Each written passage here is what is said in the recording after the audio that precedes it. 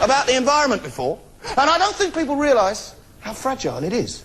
Do you know, it is a fact that the ecosystem in the Antarctic is so pristine, so delicate, and the growing season so short, that a footprint in a patch of moss would last for 10 years. Imagine that! An awe-inspiring statistic. Perhaps even more awe-inspiring than that is that despite the fact that vegetation in the Antarctic is very scarce, a dedicated environmentalist sought out possibly the only patch of vegetation in the entire subcontinent and jumped on it!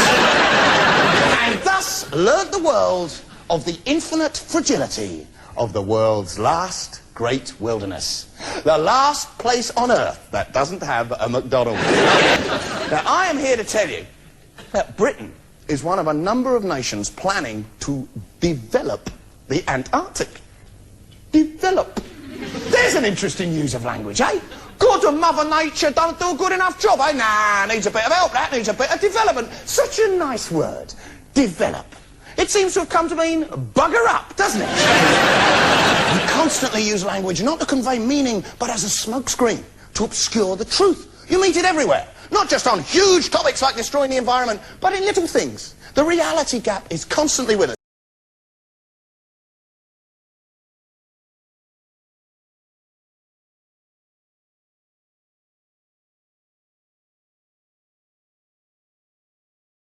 Tonight, let's talk about Antarctica. I'm afraid it's been a week of bad news. New research from Australian scientists says tourists are threatening the Antarctic biodiversity with pollution and physical disturbances. More than 40,000 people actually visit Antarctica every single year, and scientists say even walking on moss beds will leave footprints that could last for centuries.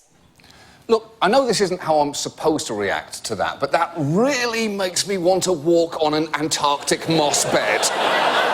Which is why Antarctica is in serious trouble. Environmental destruction is not enough to stop the tide of tourists and morning shows desperate for unusual travel segment filler. You may not think of Antarctica as a vacation destination, but apparently that's changing. The number one reason folks say they come on tour groups to see those human-like flightless birds, the penguins. And then they cry when they're hungry. Some of the freshest water you'll probably ever taste because it dates back 400,000 years. What are you doing? Oh, tragically, the Antarctic ice shelf is rapidly diminishing. Now, if you'll excuse me. So pure. So rare.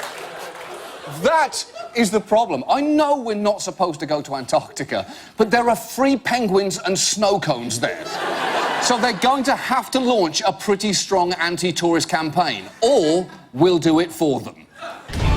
Antarctica, the majestic seventh continent, an unspoiled land of incredible ice formations that you simply have to see. And seeing as how you're looking at them right now, you've technically seen them. So don't come here. Seriously. You want to feel the bracing cold on your skin?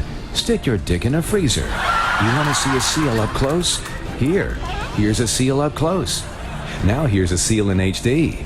Now it's in 3D. It's like you're actually here, which hopefully you're not. Our point is, you don't need to come here. Want to impress your friends by going someplace exotic? How about Belgium? Have your friends been to Belgium? No? Then it's exotic to them.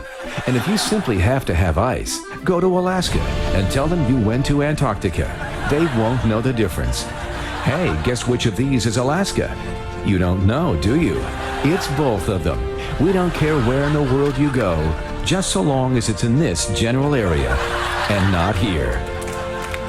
Antarctica. Stop coming here. You've got to go. You have to visit. To the point I started at, about the Antarctic, and how they plan to develop it. Now, if a single footprint is going to last 10 years, how long do we think the waste from the first Antarctic McDonald's will last? The sludge from the first Antarctic mine? A very, very long time. Longer than even British Telecom understand when they say they'll be round soon to fix your phone. Thousands of years, and yet there are people with sufficient confidence in their own judgment to make decisions this year, now, that we'll outlive them for countless millennium. How? How can they be so confident? None of us can make decisions in our own private lives. I'm so farty I can't decide which tie to put on in the morning, whether to have toast or cereal. I'm such a little git. If I go to the flicks with my mates, we're all stuck on the pavement for 2 hours afterwards going, well, shall we have a curry? No, let's have a Chinese. Well, we could have a pizza. We all get uptight in queues. We all occasionally eat the skin off the end of our fingers. We'd all die if anyone ever heard us fart. These people planning to develop the Antarctic, when they leave the house in the morning, they're little farties. They're worrying about whether they turned the gas off, whether their friends actually like them. Are they frigid? Because quite honestly, most nights they'd rather read a book. But when they get to work, they turn into God.